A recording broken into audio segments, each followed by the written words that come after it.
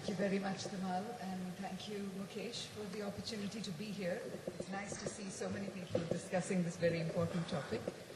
We were just told that we have 1 hour instead of the 1.5 that we thought, so I'll be very brief and proceed right to the matter.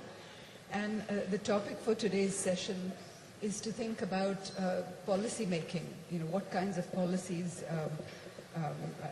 are evolving now, and what lessons can be learned about the policies that help foster dynamic clusters. So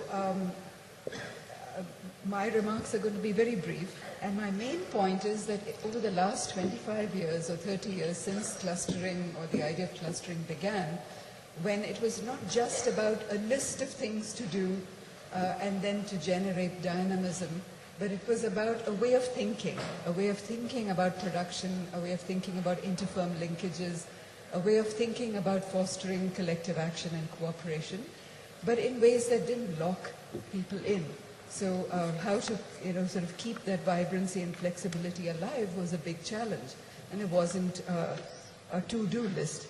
So keeping that in mind, now there are many more challenges. There's the internationalization of production. Clusters are dealing with buyers overseas. They are linking up with global value chains. There has been the Great Recession. And there have been, of course, these regional trade agreements that are changing production networks across the board. So with all of that, how should we now think about clustering policy? And what are some of the lessons we've learned? So we have some wonderful speakers from different geographies who will bring cases to bear to reflect on this question.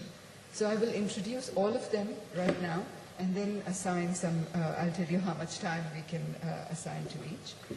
So we will open the session with a presentation by 3 of our speakers.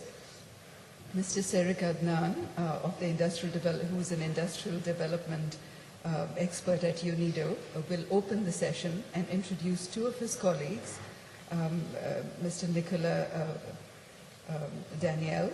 He's a lecturer at the University of Bari in Italy, and Mr. Nexa, who's a consultant in Montenegro, and they will bring 2 cases to bear in reflecting on this question.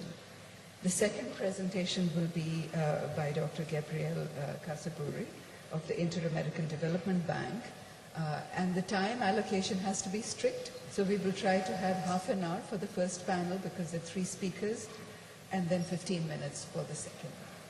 So I will call on